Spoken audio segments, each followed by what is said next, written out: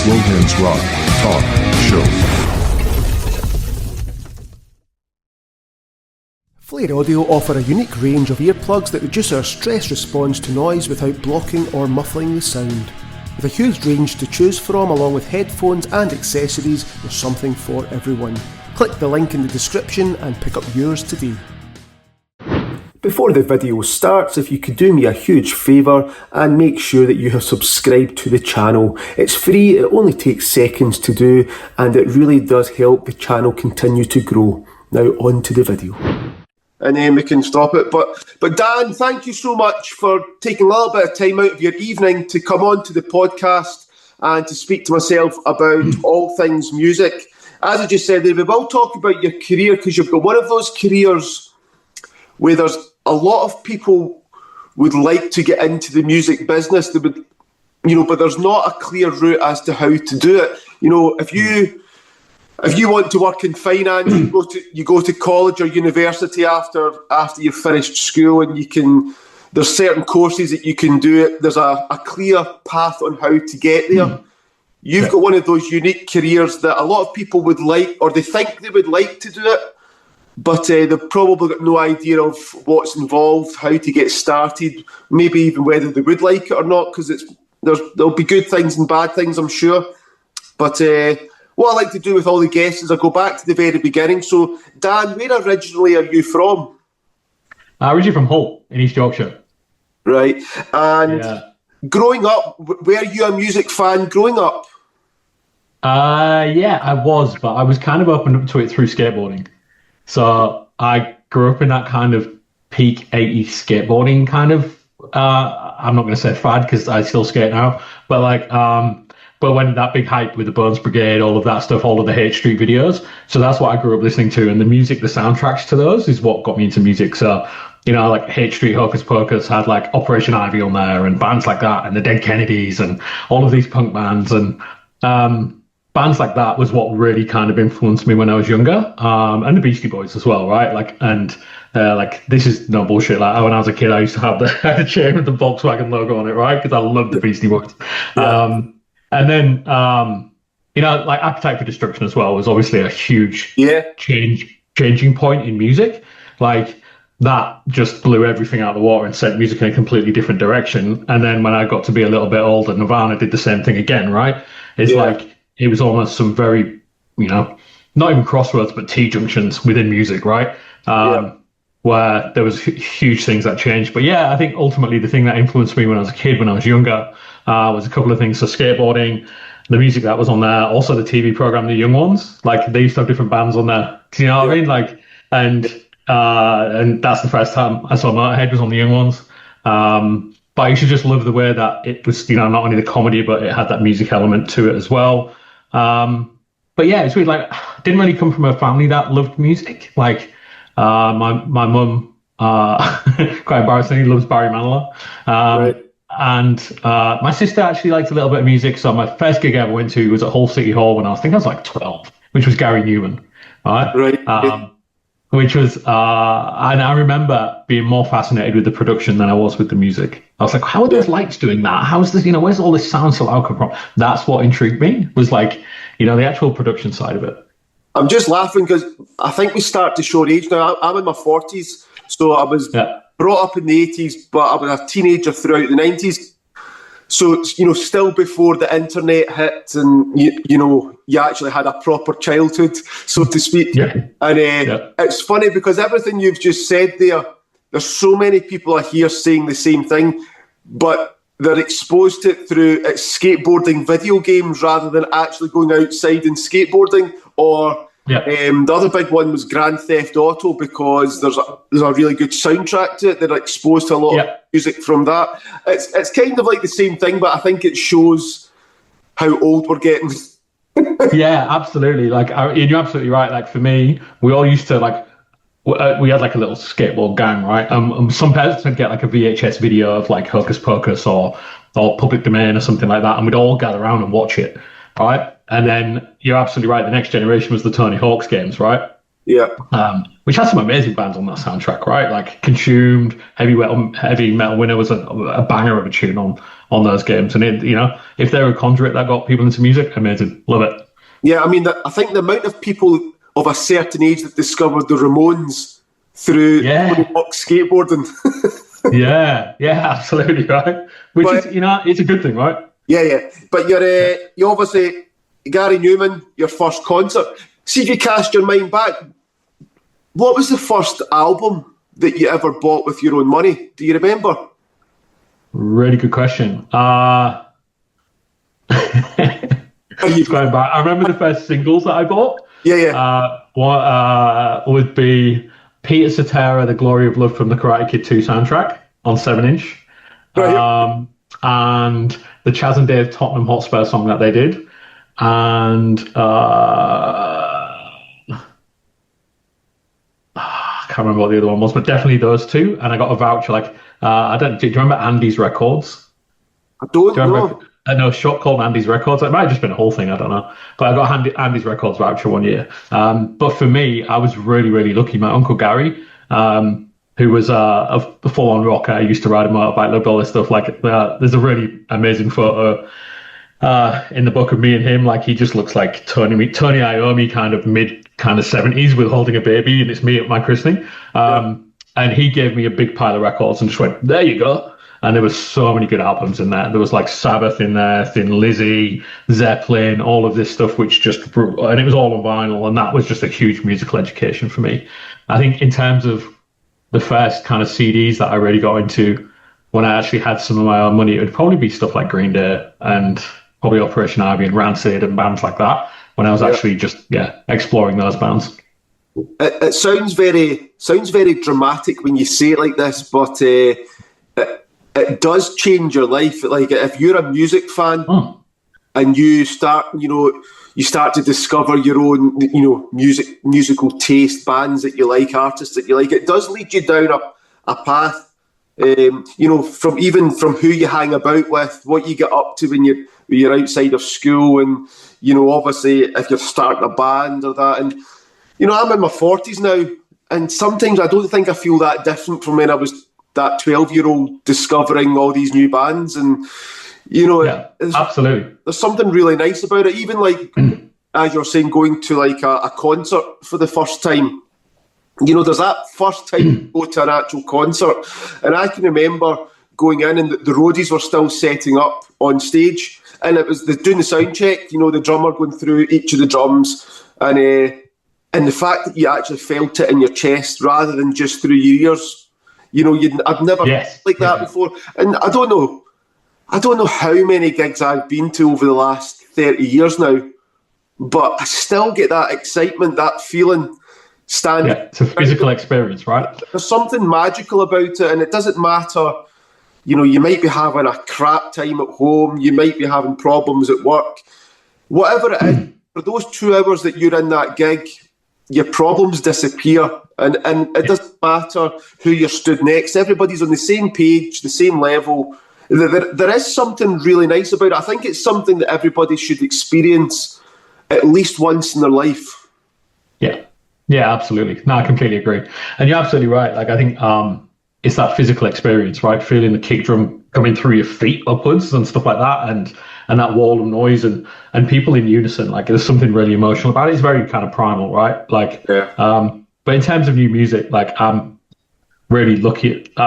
Really lucky anyway. But my daughter's now at that age where she's coming to me going, "Oh, I just heard this new band. Check them out. I've heard this. Da, da, da, da." And because I'm the old boy, I can be like, "Oh, actually, do you know what? They're clearly influenced by this band, and this band. You should listen to them." And so, me and my daughter, we catch up pretty much every day and go, "Oh, what you've been listening to?" And do you know what I mean? So that is magic for me now. Music's like being reborn for me at the minute. It's amazing. I love it. It's funny that you say that, because I feel like I'm at the age now where I'm almost a little bit stuck, as in there's the bands that you grew up on that I still love, and I hear new bands coming out nowadays, and I can't get into them as much, because to me they just sound like these, they're clearly influenced by the bands that I grew up on, but in my mind they're just not as good. But that's just absolutely the way it goes.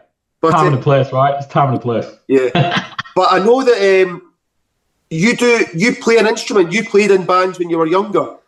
I did, yeah. So bass is my main instrument. I do play quite a lot of instruments actually. So bass, guitar, play the banjolele, which is a random instrument.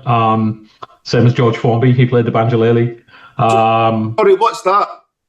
So it's that's your one behind me right here. So it's a cross between a ukulele and a banjo. So it has the resonator drum, and so that gives it that loud, but it's the same fretting as a ukulele. Yeah, I've got a band guitar, which is the same idea, but it's the neck of a guitar, but the body of a banjo. So it sounds like a banjo, but you play it like a guitar. Yeah, awesome. I've never seen one of those. I would love to see that, but yeah. But you can almost cheat, as in pretend that you're a banjo player when actually you're just you're a mediocre guitarist. Yeah, nice. But I actually love playing that. But I grew up, bass was my main instrument. I've always any band that I've been in, I played bass in. Who were some of your bass influences? Who were some of the bass musicians that you looked up to? Matt Freeman from Rancid, a huge one, and obviously from Operation Ivy, probably more so the Operation Ivy stuff. Big fan of Dave Peacock from Chaz and Dave, a hugely underrated bass player, ridiculously good bass player, just locked solid with drums and just walking everywhere. Lemmy was a huge influence. Yeah, mainly those. I got into it just writing my own stuff, to be honest. Like Danny from Against All Authority, really amazing bass player. I liked bass player singers. I like people who played bass as well, because that's what I was doing in the bands I was doing. And so it was nice to see people who could actually do decent bass lines while singing at the same time. Do you know what I mean? Because that's quite a skill. And so Danny from Against All Authority, Boob from Cap Down. Probably a lot of UK bands in there as well, from that kind of DIY touring scene that I was part of, where we'd all see little ideas that we each were doing and they'd be influenced from. But I guess sorry, I was just going to say, from learning the bass, definitely probably Matt from Operation Ivy. They're the ones that I was and the Specials as well. It's amazing because we also do music reactions on this channel, or there's a lot of people will send us their album to review it. But I've got a co-host that comes on, so there's the two of us kind of bouncing off each other. I'm a guitarist, singer. The co-host is a bass player. So between the two of us, we've played in bands, and it's almost like you don't sit as just a music fan listening to it. You sit as a musician listening to it. So you appreciate, what the player is doing. Normally the drums and the bass player, they'll create a foundation, and you'll go, that guitar sounds really good, but the guitar sounds really good because it's got this solid foundation to sit on. And we look at it more from a musician's point of view rather than a music fan's point of view. And yeah, definitely. Yeah, you're absolutely right. I think another band that was a huge influence to me was probably The Who. And you listen to Who records, and the stuff that John Entwistle does in the mix, it's really low, right? And you've got to actually crank the bass up on the EQ to really hear what he's doing, and what he's doing is phenomenal. I think with The Who, I think Johnny Entwistle was sometimes overlooked because he was so calm and collect compared to the other. Yeah. But he looked like he didn't want to be there, right? but his bass playing was extraordinary, and I think that I read somewhere that The Who were the only band in history that had 4 frontmen. yeah, that's a really good question. Yeah, totally. That's so good. Yeah. But question for you. So, leaving school, what was your initial plans for a career when leaving school? Did you have a plan? What was your mindset leaving school? What did you want to do with your life? Good question. I think I was in a strange, probably not uncommon position where I feel other people had more plans for me than I had. Yeah. I feel like my old man really was pushing me to go into the army. Come from a military family, he was in the army. My granddad was in the RAF, and I think probably great-great-granddad. We'd been a family of forces, but I couldn't think of anything worse. I honestly couldn't. I don't have the discipline for it. I don't like getting out of bed early. I don't like being bossed around. I think if anybody was, I respect somebody who can do all of that, but it's not for me. And And so it was a bit of a friction point, actually, upon leaving school. And I ended up kind of getting kicked out. And I lived at my band's rehearsal room. And so at that point, I was kind of didn't really have much of a choice other than kind of music, really. And coming from Hull, like Hull is like, unfortunately, there's a lot of places in Scotland as well where there were industrial towns and the industry's now been ripped out of it, right? And it's it's like a rotting tooth, yeah? Like it's just, and the arts is in those spaces, you get really incredible arts where you get poverty and where you get desperation, it breeds really good art, right? So I feel like a lot of people growing up and the people I was surrounded by all saw it as a ticket out. It was like, hey, if we focus on music, or some of them were photographers and some of them were artists, like, hey, if we focus on this, it's not only a viable way to make like a living, but also to get us out of this, right? And so I think in terms of what my plan was, didn't really have one. Really didn't. And that's to this day, right? To this day, I don't really have a plan. I tend to just kind of pinball around different situations.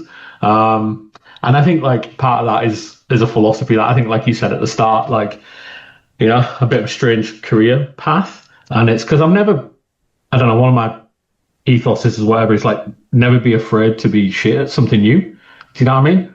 Like a lot of people don't take that leap. They're going, oh, I'm going to be awful at it. Like, of course you are, but you're going to get better every day, right? Or at the very least, if there's something you fancy trying, give it a try. Absolutely. I think a lot of people, like, I've never understood, I don't know if it's peer pressure, I don't know if it's like internal thing. It's certainly not a confidence thing doing that. It's just being like, I don't want to miss out. That's for me, right? But like, I think plans from leaving school, didn't do very well in my exams at all. I was focused on music by that point. I probably, wanting to play in bands would be what I wanted to do. Didn't necessarily want to go into crewing at that point. It was to be playing in bands. I know I'd watched a couple, you'd done some other podcasts and that over the years. And I know that you'd said that you played in a band, but you were never comfortable almost in the spotlight. It's like you preferred the behind the scenes, the inner workings of what makes this possible.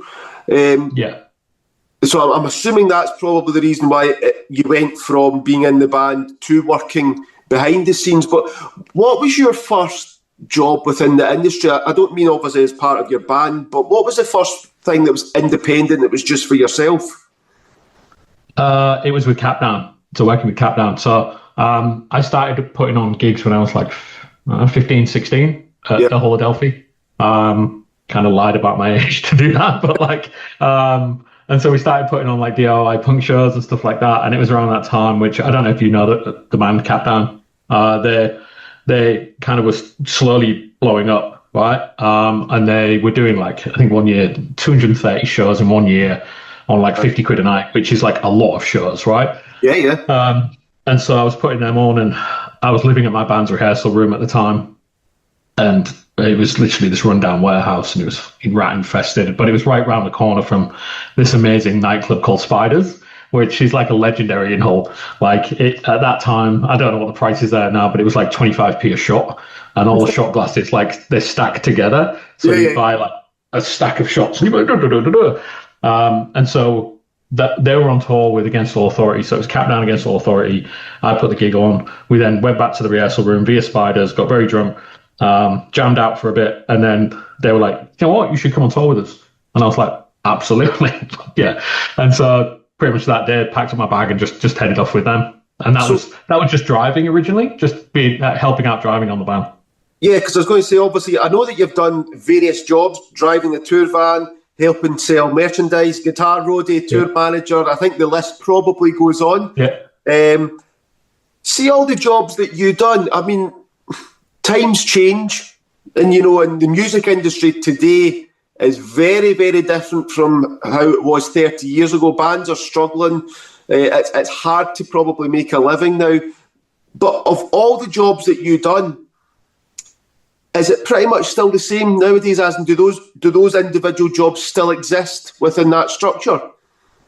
Yeah, definitely. Yeah, absolutely. Like I think the technology around them has probably changed a little, and I think like like pretty much in the opening lines of my book, I kind of say, look, I'm proud to be a roadie, right? I'm not a technician by any means, right? A lot of like roadies call themselves, oh, I'm a guitar technician or a drum technician or da da da da da. Like I'm certainly not a technician of any kind whatsoever, right?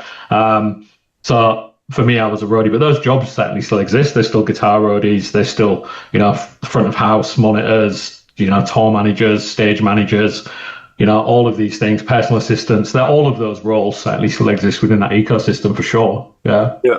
And obviously, I know you've got the book coming out, but one of the big focuses was the fact that you were Lemmy from Motorhead's personal assistant.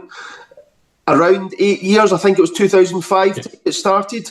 But when did you first cross paths with the band Motorhead? It would have been early 2005. So I think I was on tour with Hell is for Heroes at the time. Got a phone call from a roadie. So a roadie mate of mine called Evil Dave, who's still a roadie to this day. Is he still evil? Yeah, he's still more evil than ever, mate. Yeah.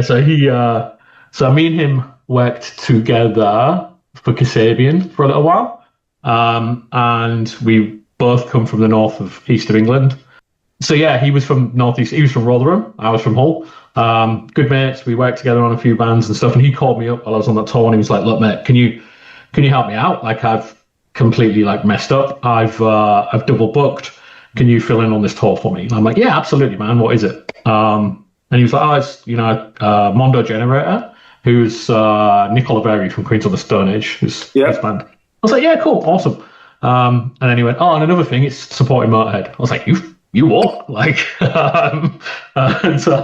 Yeah, absolutely. So that's what it was. We went out and started off doing that support tour. So that was probably when that was to that point the biggest tour that I'd ever worked on as well. And I've done some pretty big stuff. Done Modest Mouse, done Kasabian, Hell is for Heroes. Had done some pretty big stuff. But the Motorhead production and tour was that next level up for sure. So from initially helping your evil friend, how did that evolve into becoming Lemmy's personal assistant? It seems like quite a jump. Yeah, absolutely. So I think what had happened, so we did, I think it's 5 or 6, maybe even more, 7 shows or something in Germany. And I guess one of the things that I'd picked up from my Cap Down touring days was if you want a pretty big production tour, the best thing you can do for everybody is stay out of the way. Do you know what I mean? Is get in there, do what you're assigned to do, and then get out of there.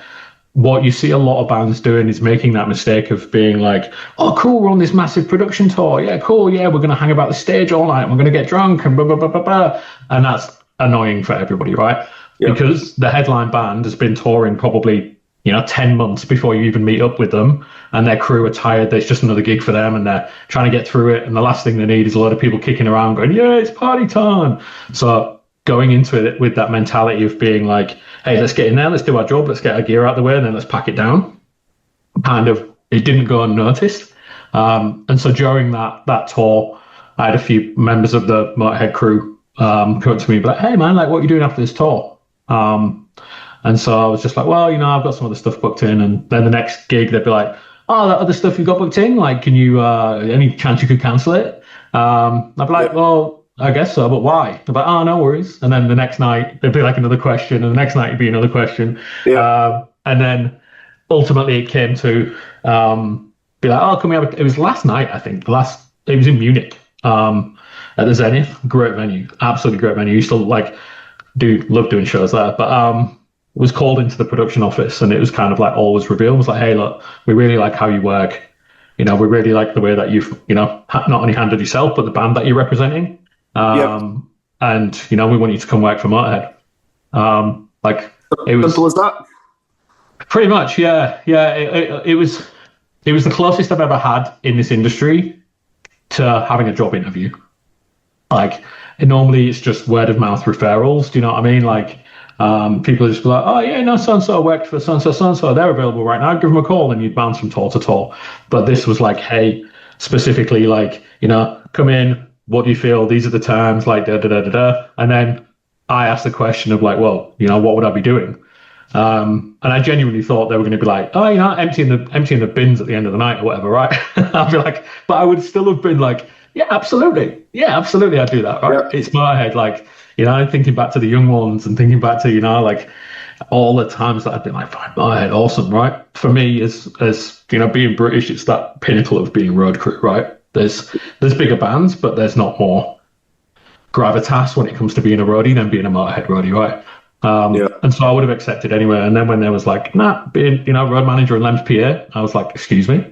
Like, so yeah, couldn't say no really. But I literally had to, that night, drive back with Mondo Generator all the way back to the UK, do some laundry, and then meet up with the Motorhead tour again. So it was pretty fun. I mean, you've probably been asked this question, a lot of times, but what was, when someone says to you, what was Lemmy like? Because, if you don't know, you're only seeing him on stage, you're only seeing him maybe in interviews or that. Yeah. That's like a version of himself. But what was he like as just a normal person that you get to know? A really funny bloke. Like, because what I also find fascinating, obviously I'm looking at it from the outside, looking in. Now, he was obviously in the business for 40 plus years, a lot of success. He was viewed in high regard by a lot of other extremely successful bands. Yeah. But he always came across as he never let fame go to his head. He came across as a very relatively normal guy for somebody that's in his position. Is that the way he actually was? Yeah, absolutely. Like, I think for twofold reason, really. Like, he used to say all the time, he was like, I hate rock stars. I've met too many of them. Do you know what I mean? Like, yeah. And so he was just a normal bloke. Like, I think in terms of, he never really bought into that kind of, I don't know, being put on a pedestal of that kind of thing. Like, he used to, I was thinking about this yesterday, though. I was like thinking to myself, like, why would he be like that? Because there's so many are not like that. But then I was having a wee look in Motorhead. When Motorhead got started, he was already in his 30s. He was already 30. The first album came out, he was in early 30s. I always wonder if that maybe had something to do with it, the fact that he didn't get famous as a teenager or early 20s. He had that sort of growing time to experience doing other jobs and see what he likes, see what he doesn't like. I wonder if that maybe affected his mentality in a good way. This is Christopher Hoffey from the White Buffalo, and you're listening to the Slowhands Rock Talk Show, talking all things music. Just a very quick message to say thank you for watching. It really is appreciated. If you could hit the like button, subscribe to the channel, and remember to hit the notification bell. That way you won't miss any future episodes that come out. Now back to the video.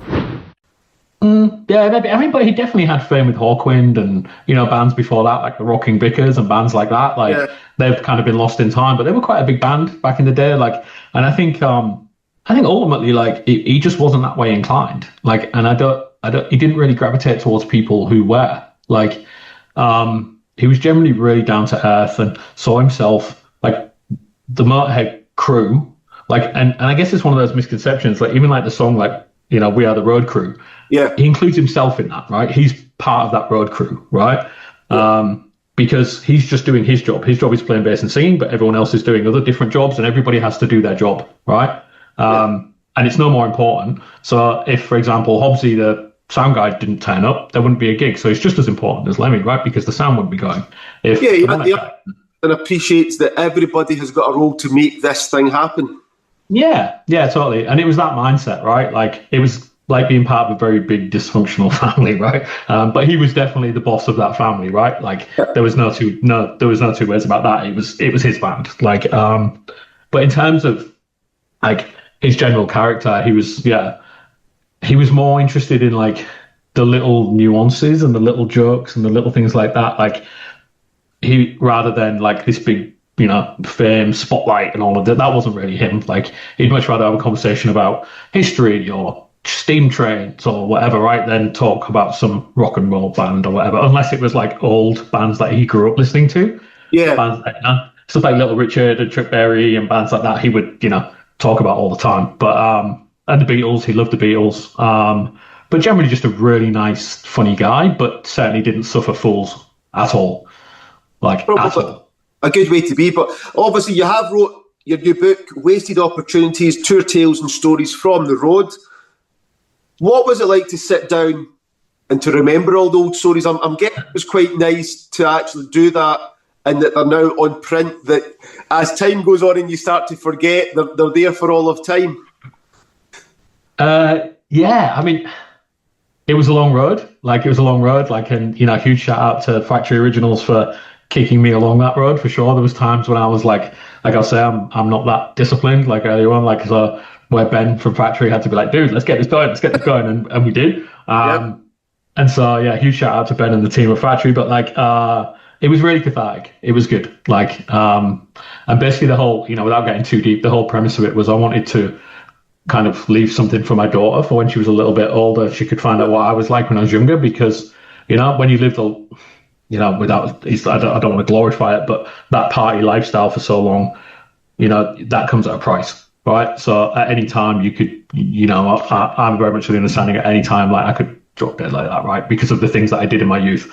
And I wouldn't want to not let her know what a real man was like. So the book is written to her, for her, but with kind of fun stories around what touring was like. It was good. And you actually reminded me of a story that didn't make the book, and I wish it did. I was doing my research prior to this, and I saw that you interviewed Gavin Mitchell, all right? From Still Game. Yeah.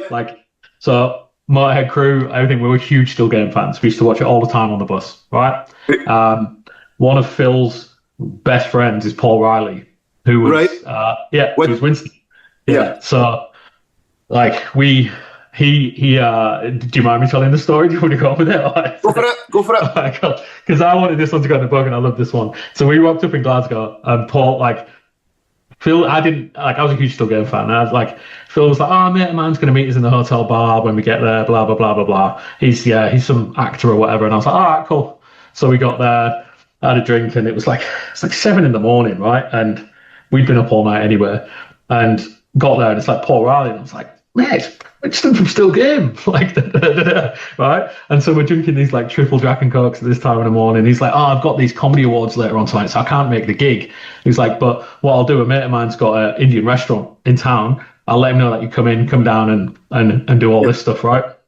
And go get some food, because we were on a day off. And so we hung out with him for a little while. I got him to bring my missus in character with Winston, and because she loved Still Game as well. And he's like, hello, hen, blah, blah, blah, blah, blah, and all this stuff, right? It was so good.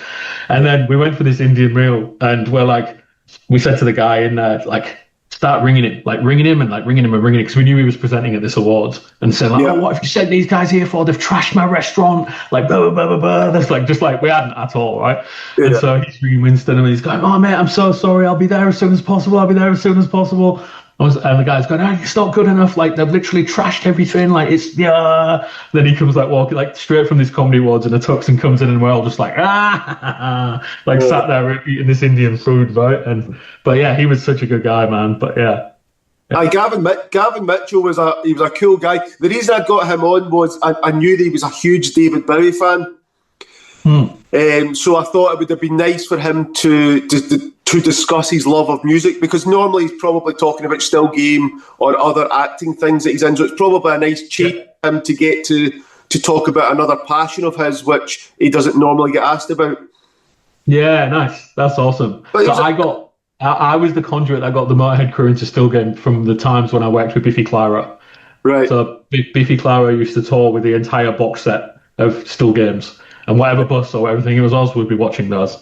And I then got them and took them under the Motorhead thing. But yeah, that's awesome. Is Gavin a nice guy? Yeah, he's everything that you would expect. What was funny was it was just good timing. He was doing a stage show, going about just talking about his career, telling funny stories and all that sort of thing. Me and the girlfriend had tickets to go and see stage show, so I actually interviewed him about 3 weeks before we were due to go and see him. And of course, nice. And of course, he spotted me in the audience, and obviously, Ian's got a question, and dead normal guy, but it's one of those shows. It's definitely the biggest comedy show to come out of Scotland, but by far. Yeah. And man. I don't mind saying, like, I'm not really an emotional guy, but I cried in the last episode of Still Game. Yeah. Where they all slowly fade out, and like I was just because and I know Paul Riley's a big rock fan. But he is. Yeah. Funny that you mentioned Biffy Clyro there, because I've been trying to get those guys to come on. They're always busy, but I actually done a gig with them when they were Screwfish. That's how long ago it was. This was back in the 90s. I don't even know if it was the same three guys. I know there was maybe a couple of them, but they've done. Yeah, wasn't that one of the guys from Areagram? Was it Martin was playing in that band as well? Maybe it was that long ago. I can't remember. And of course, back then you don't have a phone in your pocket the way you do now. To take a photograph or that. So, but if I ever get them on the podcast, I'll be sure to remind them of the gig that we played. But absolutely, they were funny guys to tour with, man. Funny guys to tour with, and just like really, like Simon used to, in those days, just had a backpack with a loaf of bread in it, like some bacon, a George Foreman grill, and like Still Game DVDs, and that's where he just travel around and like just cooking up bacon and stuff like that in the dressing rooms and that. He was just like a funny dude. I see Simon. He actually just put a video up about an hour ago on his social media because their entire American tour's been cancelled. Oh, what? It's been cancelled, and he's raging because he's really angry because somebody, I don't know who, somebody's probably getting the sack, I would imagine, but I don't know if it's how in America they've got the dates round different from the UK, but the visas that they've got, the first date of the visa is the last day of the tour. They've got the dates round the wrong way. Oh. Yeah, someone's getting very much fired, but sounds like a rookie mistake. But we'll not say any more. Absolutely, we'll not say any more about that. But see the music industry now. How is it now compared to when you first started? The reason I'm asking, I don't know if you've heard of the band The White Buffalo. No. So a lot of their music was used for the Sons of Anarchy TV program. Yeah. And I had Christopher, who's the guitarist in the band. He was on just a couple of weeks ago, and he was saying to me, he feels like he's sometimes like a touring T-shirt salesman who also just plays music. You know, you don't make money unless you're one of the extremely huge bands. You don't make money really from album sales nowadays. It's touring, merchandise, and it seems tough now compared to maybe 30 years ago. But what's your insight into it nowadays? Oh, absolutely. Like, really good question. So actually, when I kind of was winding up touring when my daughter was on the way, I went back to uni. My dissertation was on the effects of streaming and downloads on the live music industry, right? And basically what I found in the research for that was that bands have like their lifespan shorter and shorter now, right? Because they're writing that one record and then they're touring that one record and they have to keep going with it, right? Because they've got to be playing live and selling merch to make money, right? And so they're not having that time to then go back in the rehearsal room to write the next record, to then do this, to keep that going. And I think there's a bigger systemic problem as well, where a lot of those grassroots venues now have just been swept away, which sucks, right? Particularly like the music economy for the United Kingdom is one of the biggest music economies in the world, right? But the ladders on that, the first 3 or 4 runs have all been ripped away now, right?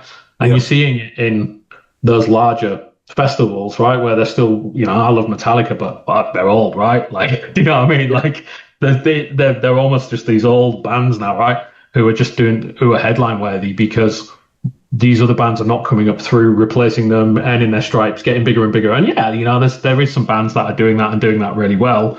But I think ultimately the opportunities to have a viable career out of music now are less and less and less and less, particularly for artists. Like, and I think it's a decision where I made when I was younger. I was like, actually, like, crewing has probably got a lot more longevity in it than being in a band, right?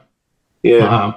And so, which is really sad. Like, it's really sad. It's scary because I had someone on from down south. I think it was a London band, and they're obviously releasing singles. One of them done extremely well, and they'd reached a million streams on Spotify. Oh, I paid about 6p. You have wrote a song that 1 million people have decided to stream. That is a great achievement. That really is fantastic. But the money that he made from it was the same money that if I go and play a cover gig in the local pub, if I do two gigs, I've made the same money that he's made from 1 million people listening. That's pretty disgusting when you think about it. Oh yeah, absolutely. I felt absolutely. And I know there's a couple of really, really good Glasgow bands. They support a lot of the bigger bands when they come through Glasgow, and they've got such great potential, but they're all having to work day jobs. Yep. And it's almost like the band is part-time. I think maybe 30 years ago, maybe they would have got an opportunity, they would have got signed, maybe they would have managed, go and release 2 or 3 albums and we'll see how you progress as a band. But that opportunity just doesn't exist anymore. It's such a shame because they've got such great potential, these bands. Yeah, absolutely. And also, like, back then, I feel like, maybe I'm kind of generalizing here, but the opportunity to take that chance seemed bigger back then as well. Yeah. Do you know what I mean? To be like, oh, let's give this a red hot go, and if it doesn't work, there's still going to be plenty of jobs to fall back on, right? Yeah. These days, it's not like that, right? It's a different kind of working economy, right? It's like, and so that in itself is a thing. But yeah, it's sad when you look at like how bands are getting or not getting paid from streaming platforms. It's pretty upsetting, right? I think anybody who I say to who's going to a show, I'm like, you know what? Even if you don't like the band, buy a t-shirt. At least you got a t-shirt, right? Because that's what keeps them going, right? Yeah. And it's the best thing you can do. And then now living in Australia, you see bands coming over, and it's a lot for a UK band to get over to Australia, right? It's it's the other side of the world. Secondly, like every major city is like spaced out the length of the United Kingdom away from each other, right? And more. Like, and so they've got to fly all their gear, they've got to do all of this stuff, like, and it's a huge undertaking financially to do, right? And so having those opportunities are getting less and less and less, right? And it's just nothing but detrimental to music itself, right? Because music should be shared around, and it's tricky, right? I think it's a double-edged sword where you've got that instant accessibility to any song or whatever, right? Yeah. But you don't really feel like you've paid the price for it, right? And or you don't feel like it's paid its dues. Like, it's such a, I wish I knew the solution, right? We could talk about it all day long, right? But ultimately, it's the artist who's getting gypped. Do you know what I mean? Yeah. It's the artists that are getting ripped off. And you briefly mentioned this before, but when you think of those big rock bands, the big ones that can pull in 60 plus people, you've got like your Metallica, Iron Maiden, Roses, Slipknot. There's maybe 1 or 2 others. I can't that many. Maybe there's maybe 5 or 6, because like your Aerosmith, Ozzy, Kiss, they've all retired. They're gone now. Yeah, and those bands that I mentioned, they're not young. The likelihood is they will probably be gone within the next 15 to 20 years. If not, what do you think is going to happen to the big festivals? Because there's a lot of really good bands that are making a career out of it, but they're touring, for example, the UK. They'll tour the UK and they'll sell out a 2,000-3,000 seater. No problems at all. But if you're Metallica, you're selling out a 13,000 or bigger. There's lots of great bands, but they can't pull in those big numbers. What do you think is going to happen to the big festivals? Are they going to become a little bit more mainstream, maybe, in order to open up the bands that appear? Yeah, it's a really good question. I think they're certainly going to evolve. They're not going to disappear, right? Everyone's always going to want to go to live music. Sometimes we used to do them in Germany quite a lot, which was great. They'd have like 2 stages side by side, right? And there were 2 same size stages, and they'd play one band, they'd finish, next band start, and that was a really good way of doing it. There wasn't necessarily a main stage; it was just big stages, which I feel is kind of a good solution to that. I also feel like some of them will go more mainstream, and you'll start getting, the days of like when you used to get at Radio 1 would be like, oh, the rock stage or the so-and-so stage or and then you're probably going to get some that are going to, go a little bit more insular. So where you've got stuff like, I don't know, Hellfest or, bands like that, where they're still just going to focus on their core genres and be like, cool, we're just going to do that, right? And then they're going to look for ones that are close to, being those headline bands, which I think is going to be good, because that's going to be a good breeding ground of getting them to be the next kind of stadium bands. But it's going to be a tricky time because, like I said, those bands aren't getting any younger, right? I guess the only saving grace is that Keith Richards is going to outlive them all. So, do you know what I mean? Yeah, and they'll still continue to tour as well. Yeah, absolutely. Yeah. But, good on him. But Dan, when does the book come out? Is the book out, or is it due to come out soon? Yeah, so it's out. It's out now. So, the collector's edition is out now. Yeah. Which is it's actually awesome. Like, Fratch done a really good job on it. So the book is structured almost like a tour. Each chapter is a tour from a different location, and what we've tried to do is get artists from that location to illustrate that chapter. So it's not only a tour of words, but it's a tour of art. And then there's an accompanying podcast that goes with this edition as well. So you get it. It comes in like a really nice flight case with the book inside. And you get a AAA tour pass that gives you access to the podcast. So podcast is hosted by Billy from the Subways. And so we've got some really good guests on there. And so the words in the book tell my side of the story, and then the guests on the podcast tell their sides of the story, right? Which, I think you'll see that sometimes they differ in a funny way. And it's good because, when you look back, you don't have 20/20 hindsight. And so it's nice to have those situations and kind of really just, it's a really solid production. So the first one is a limited of, I think it's 500. Yeah, 500 is this limited box set. And then it'll be coming out in a kind of, I guess, a paperback. And then obviously now that you've got that project out the way, what are your plans for next year? Musically or just in general? In general, or musically. Okay. I coach junior rugby, and I want to set up a girls' junior rugby pathway that leads into senior women's rugby. So something I'm really passionate about is female rugby and creating opportunities for juniors to be able to get into a sport that gives them a really good focus to around discipline and health and diet and all of these things. Particularly at a time when kids can be, led, and kids have always been able to be led astray, right? As a kid, it was beers and smoking fags behind the bike sheds or whatever. But these days it's, vapes and Alka-Pops or whatever it is, right? I'm going to be focused on creating that women's pathway and girls' pathway for rugby. And also, just jamming out with my daughter. She's learning the bass at the minute as well. So that's fine. Well, Dan, see, before we finish up, I like to ask some fun questions. So I'll ask the questions. You tell me what pops into your head, okay? So imagine you could go back in time, anywhere in the world, big gig, small gig. What is the one concert that you wish that you could have attended? The Who at the Isle of Wight Festival. Was that 1970? Yeah, I think so, yeah. In my mind, it's the one where Townsend's just wearing that white boiler suit. Yeah. And he just looks so cool. So cool. And just that whole set. Yeah. That's fine. Do you have a favourite album cover? Good question.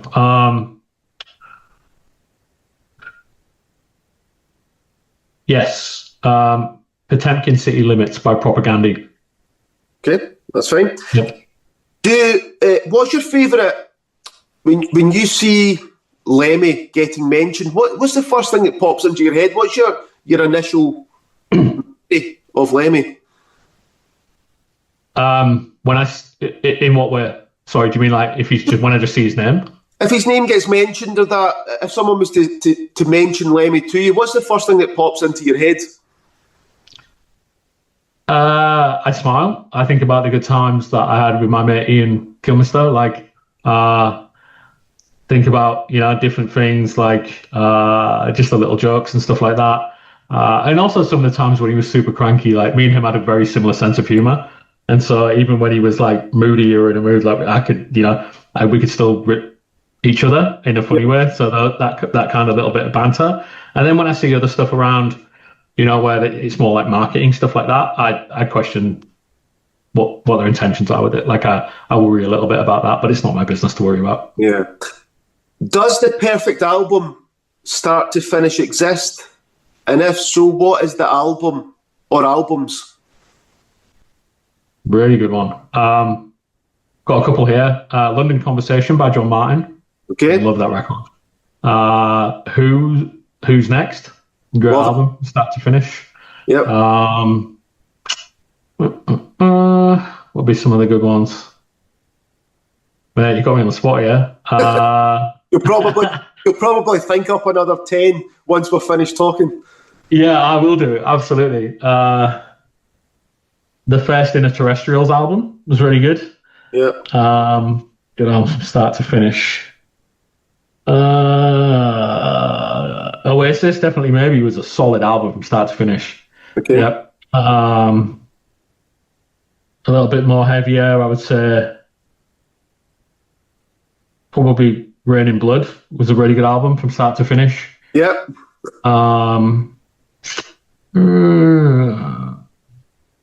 Diva, Are We Not Human was a good album. It's funny because some people think it doesn't exist.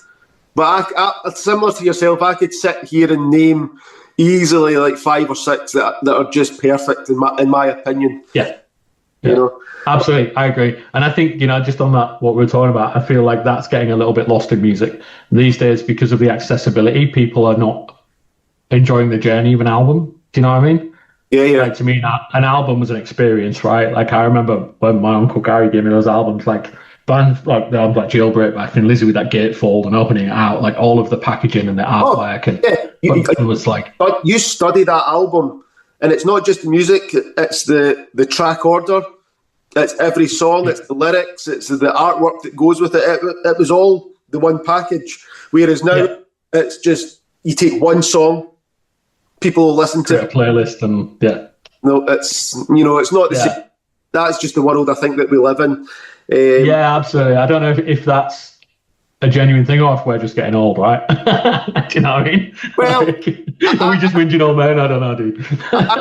I the flag for. I still love albums. I love the idea of an album. I love an artist putting it together, and this is meant to be listened to as an album. That's just me personally. As you say, maybe I'm just getting old, but see, out of pure curiosity, what's the lots of great songs have been written across the years and recorded.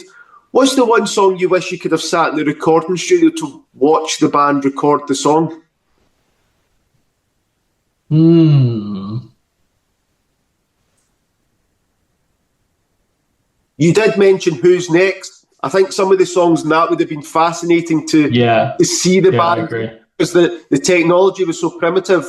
But they got absolutely. The synth work and stuff like that Townsend was doing on that.